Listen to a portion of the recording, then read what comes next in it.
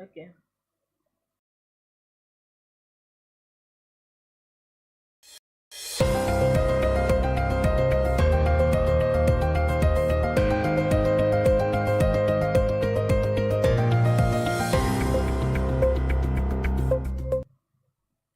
On the news headline, Mohbad autopsy reveals drug reaction as possible cause of singer's death.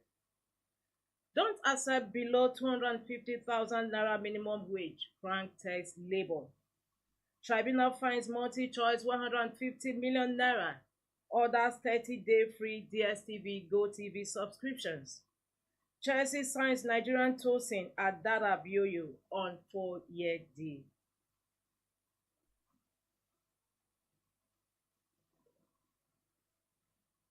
Good evening. Welcome to the news at 4 p.m. My name is Winifred Ugbebo. An autopsy conducted at the Lagos State University Teaching Hospital LASUTH has suggested a possible drug reaction as the cause of the death of the singer Promise IleriOluwa Aloba, a.k.a. Mohbad. The budding singer had died mid-September 2023 amid controversial circumstances, prompting the Lagos State government and the State Police Command to step in by launching investigation. The autopsy results obtained by the Cable Lifestyle on Thursday revealed several key findings. Samples from Mohbad's gastric content, blood, bone marrow, liver, kidney, and drug were analyzed in a toxicological test. An anatomical and pathological findings showed an injury on his left forearm, and his body was exhumed in a state of moderate to severe decomposition.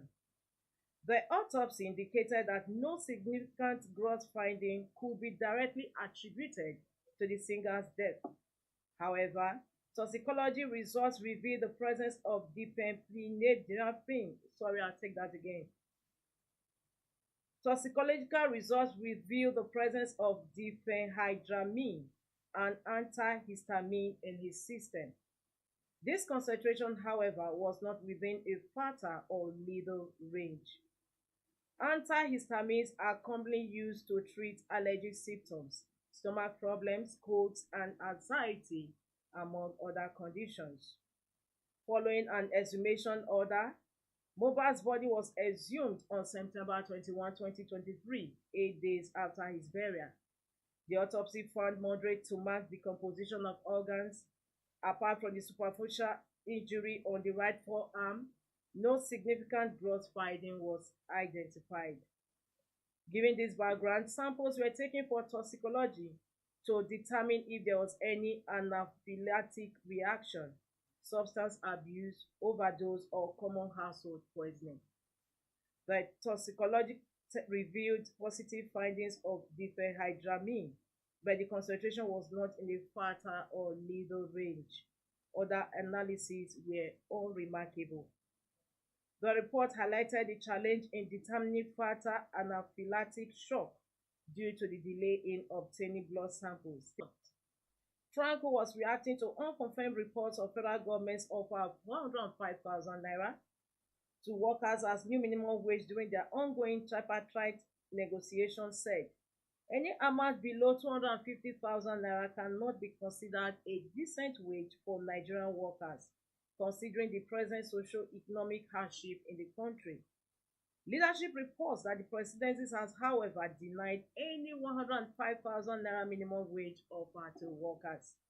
But in a statement in Abuja, Frank accused the President Bola Tinubu-led administration of double standards in the fixing of salaries, saying what is good for judicial office holders was also good for Nigerian workers.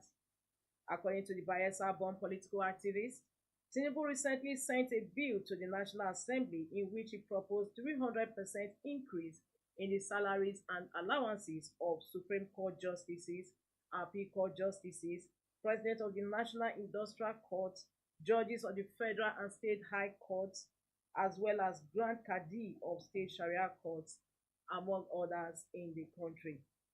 He noted that the bill has been hurriedly passed as proposed by the President in both chambers of the National Assembly are now awaiting the assent of the president to become enforceable law. Frank, who is the United Liberation Movement for West Papua ambassador to East Africa and the Middle East, said, "How can you increase the salary of an arm of government that is already earning a homologous salary by 300% and add peanuts to the paltry 30,000 naira that workers have been compelled to live with in this country as minimum wage in the last 5 years? Why did the president send an executive bill to the National Assembly to effect a 300% upward review in the salaries of judicial office holders, but set up a tripartite committee to negotiate a starvation wage?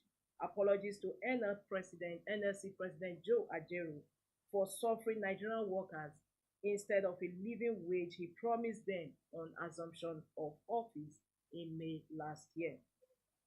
He, however, declared that Nigerians are no fools, as they know that the proposed generous increase in the salaries of judicial workers is meant to pay them for the devious work they did to judicially gratify the stay of key political office holders in this administration in office, including that of President Tinubu, Senate President Godswill Akpabio, among others, and to compromise them ahead of any judicial challenge in future polls.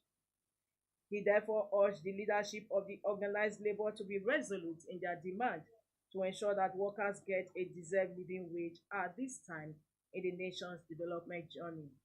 He urged them to leave their footprints on the sands of time by being non-compromising, but one that doing otherwise will inscribe their names in the hall of shame.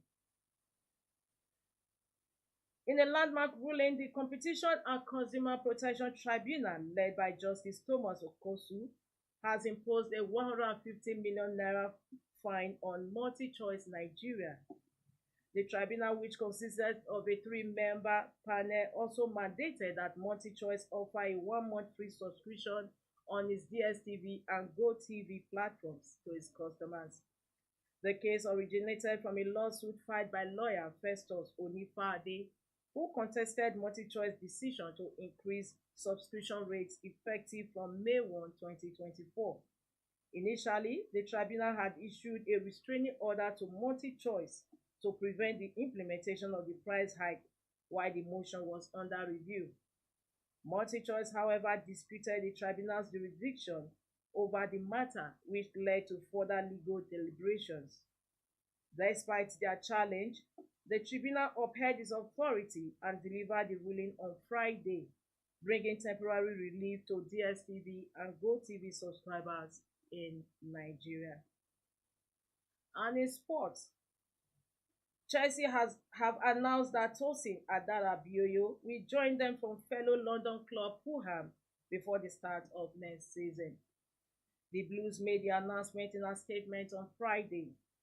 Chelsea is pleased to announce centre-back Tosin Adarabioyo will join the club ahead of the 2024/2025 season, the club said.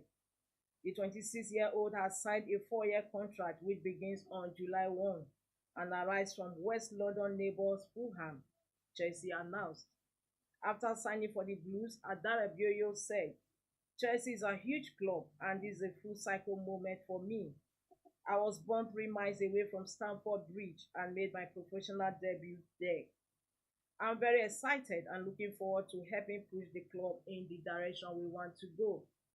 Born in London but raised in Manchester, Adarabioyo began his career with Manchester City at the age of 5. He moved through the club's youth ranks and regularly captained the under-18s at 16 years old.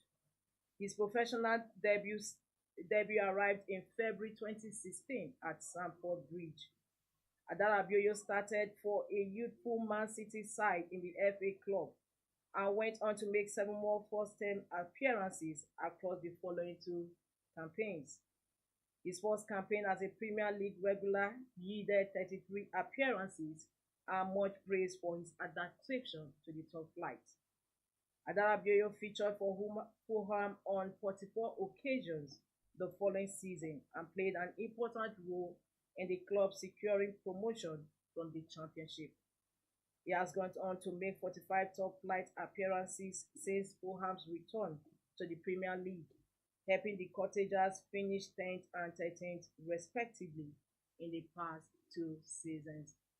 That concludes the news at 4 p.m. For more stories, log on to www.leadership.ng.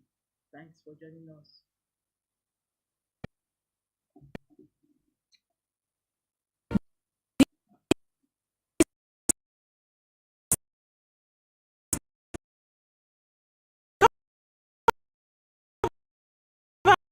Turkey through education. Ultra-rich country is hosted organizations is a Turkey offers for students. Despite its quality living in affordable compared to European countries, a diploma from globally recognized and renowned in Turkey will open every information. Visit Linji for the